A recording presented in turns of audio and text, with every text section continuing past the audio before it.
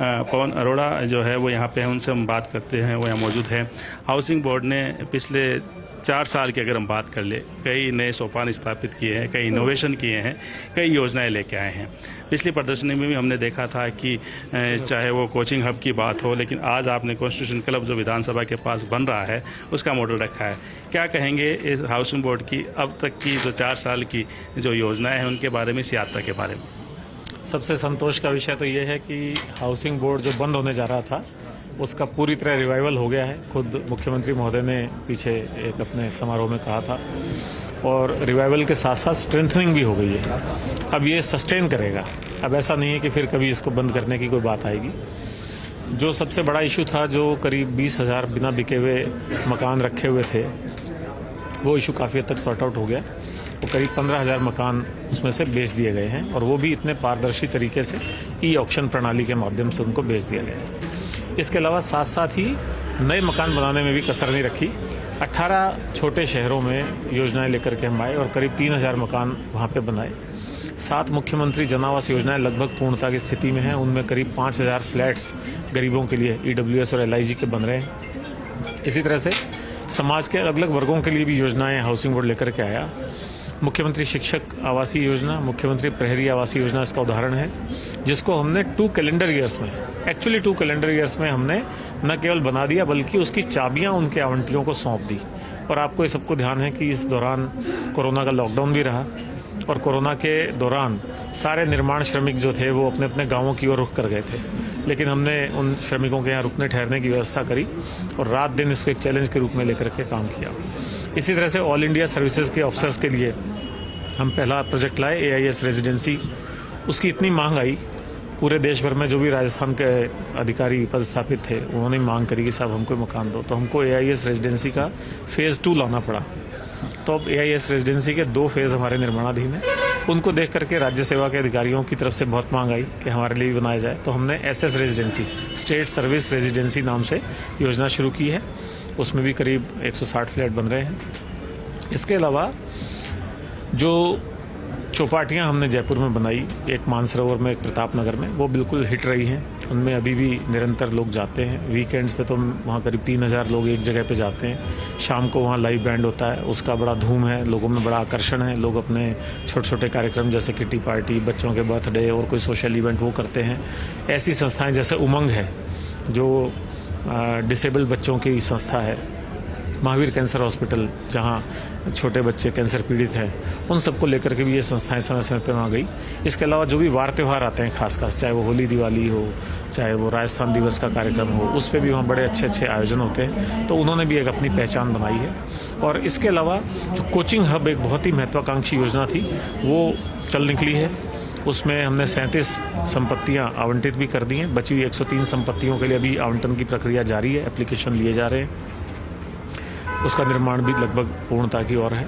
और मैं समझता हूँ उससे जो जयपुर के रिहायशी क्षेत्रों में कोचिंग संस्थानों के चलने की वजह से ट्रैफिक की, पार्किंग की, बच्चों की सुरक्षा की दिक्कत आती है, वो दिक्कत अब आने वाले समय में दूर होगी। इसके अलावा इन सबको देखते हुए जो राज्य सरकार ने एक बड़ी जिम्मेदारी हमें सौंपी थी MLA आवास बनाने की, वो निर्माण अपने आप में एक अनूठा निर्माण है। मैं कह सकता हूँ बड़े गर्व के साथ कि वो एक रिकॉर्ड टाइम में पूरा होने वाला प्रोजेक्ट है। आपको जान के अच्छा लगेगा कि करीब 11 महीने में 12 लाख स्क्वायर फीट छत उस प्रोजेक्ट में कास्ट की गई, जो कि अपने आप में रिकॉर्ड है। और वो 160 फ्लैट बाहर से पूरा स्ट्रक्चर ढांचा बन चुके हैं, प्लास्टर हो चुका है, फ्लोरिंग हो गई है। अब उसमें प्लम्बिंग और इलेक्ट्रिक का काम चल रहा है, और मैं समझता हूँ आने वाले जून माह के आसपास हम उसका भी कब्जा दे देंगे। उसके साथ ही एक और महत्वाकांक्षी प्रोजेक्ट है, जैसा आप ये मॉडल देख रहे हैं यहाँ पे, constitution club of Rajasthan. Delhi में कॉन्स्टिट्यूशन क्लब ऑफ इंडिया नाम से क्लब बना हुआ है, जो कि बहुत ही गौरवशाली क्लब है।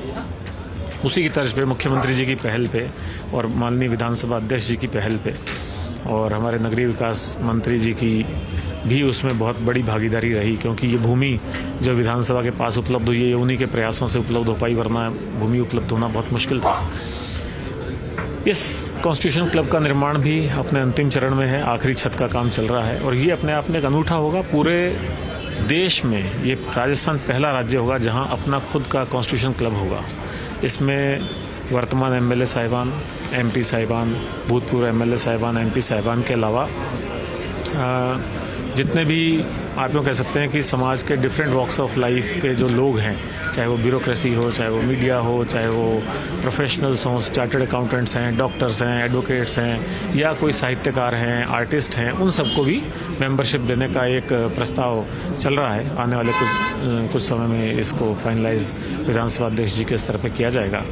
तो ये सारी गतिविधियाँ रही हैं। और एक जो मैं सबसे आखिर में कहना चाहता हूँ और उसी से अपनी बात समाप्त करूँगा कि वो है सबके आकर्षण का केंद्र सिटी पार्क। ये हमारी एक नई मतलब चीज़ है जो हमने शहर को दी है, और ये केवल और केवल माननीय मुख्यमंत्री जी का आदेश कहिए, निर्देश कहिए, या उनकी चाहत थी कि जयपुर में एक इतना आधुनिक पार्क बनना चाहिए।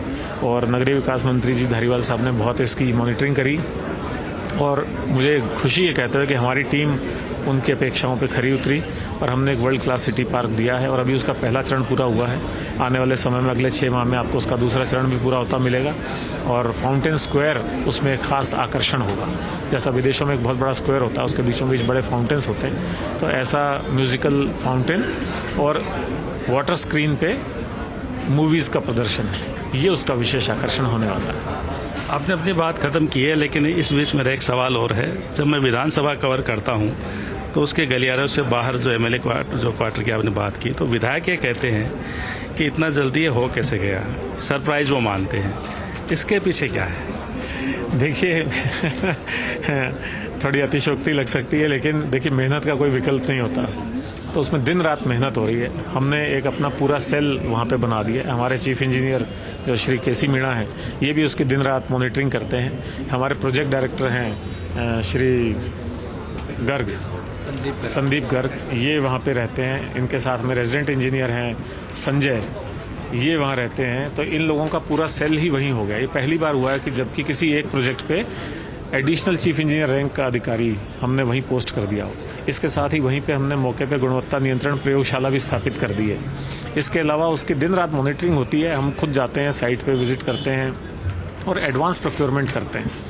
ऐसा नहीं है कि आज स्टील के दाम ऊंचे हो गए, आज सीमेंट महंगा हो गया, किसी चीज़ की सप्लाई रुक गई, कोई बात हो गई, वो चीज़ नहीं है। हमारा इन्वेंट्री मैनेजमेंट बहुत अच्छा है। जो सामान चाहिए होता है वो 10 दिन पहले ही आके साइट पर रख देते हैं, तो उससे हम इसको जल्दी कर पा रहे हैं। बड़ी चीज़ कही है कि हाउसिंग बोर्ड न केवल संकट से निकला है बल्कि सस्टेन भी रहेगा। ये बड़ी चीज़ है, बड़ा एश्योरेंस दिया है।